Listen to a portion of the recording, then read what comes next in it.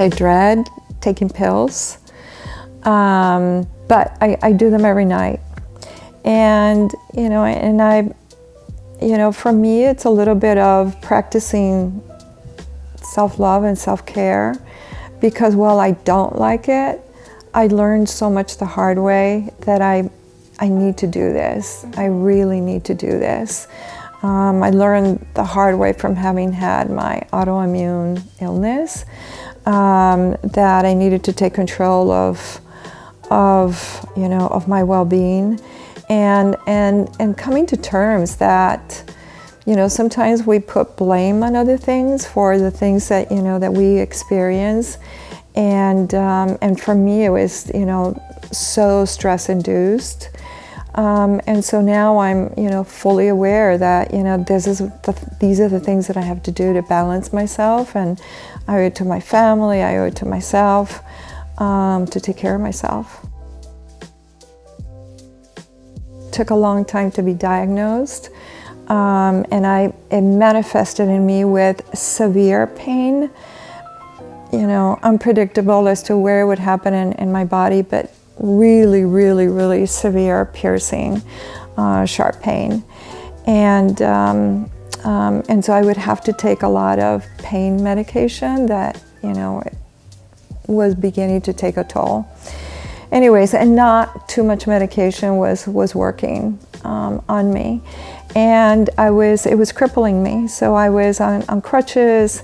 My physician, my doctor thought that I was in denial because I was still continuing to work. I needed to work. But she kept saying, you need to give up work. You're going to be in a wheelchair pretty soon, and you have to come to terms with your illness, and you just, and it is what it is. And that really is when I reached out to the Lupus Society, and there was a network, and people would, offer their suggestions as to what to do. And that really was the beginning of my journey on, nutrition and supplements. And I became, just a master at understanding, okay, what foods do I need to cut off? How could I help myself at least build my strength to be able to withstand the severe pain. And so there began the journey. I did eventually, my doctor was able to find a cocktail of things that worked. Some of it having to do with oral chemo, which to this day I still take, and I'll probably have to take it for life. The short answer is yes. I was so afraid of losing my job that, woman in the corporate world. And having to hide the pain and having to figure out how to camouflage, how to function when I was in extreme severe pain. And so I did, and I had friends that helped me, my family that would dress me because I couldn't get dressed, they would turn on the car because I couldn't turn it on, because I refused to give in. And I don't know if I should have done it differently. But yes, I was ashamed. I was ashamed of the pain, of going to the doctors and them thinking that I had some psychological problem, and I was making up these pain attacks, people not believing you.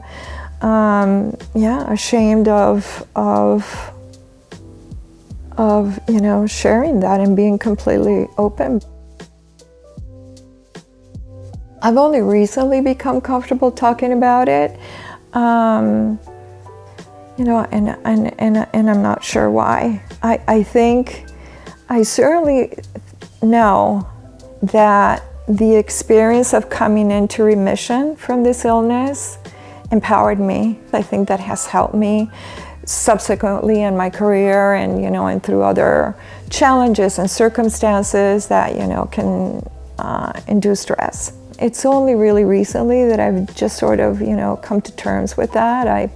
Probably because I didn't want my former employer to know. And so, I just sort of buried it. But the reality is, that is what happened, and I feel, I feel really, really empowered for, having survived it. I thought that I was going to create a concept that was, an homage to my mom and to women, and I sort of thought, okay, I understood what the concept was, and I understood what that product idea was going to be, and I realized through the journey of the creation how difficult it was. Every single aspect of what I was trying to envision and execute was incredibly challenging.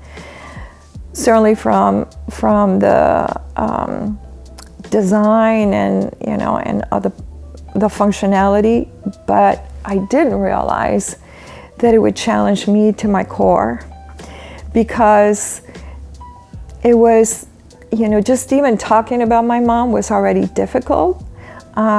Just reliving the experience of what I witnessed from her, and then realizing here I was talking about encouraging women to be their true selves and be very you, and I wasn't there, and so that moment of truth for me came early on, and it really, challenged me to my core. And so I had already gone far into the development, and so there were the stop go moments, and finally, with this process of leaning into my faith and understanding, rising and understanding in a much bigger perspective that we're just so much more than our fears. Because I think it's fear that plagued me. I think fear is what paralyzed me, and I realized that it's, I had different armor. My roles were armor, and then I had suppressed, so much of who I was, whether it was my illness, my journey, my upbringing, my Latina-ness, just to try and fit in. And I think that the fear is still there, but I think I've given it its place.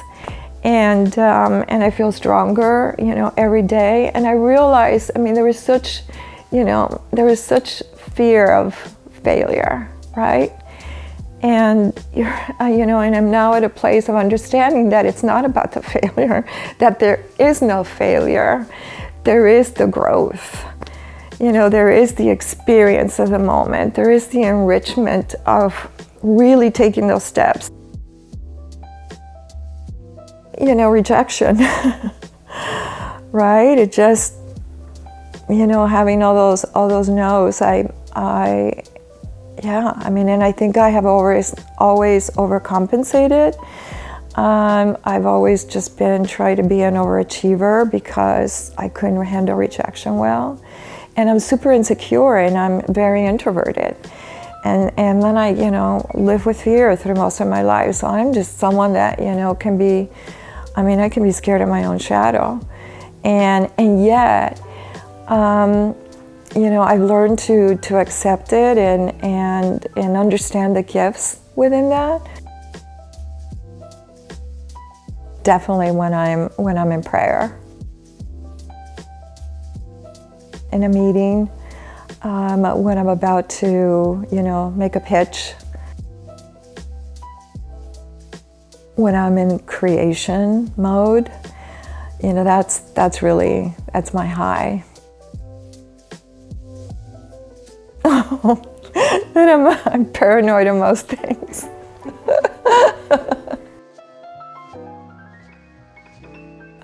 Terribly insecure.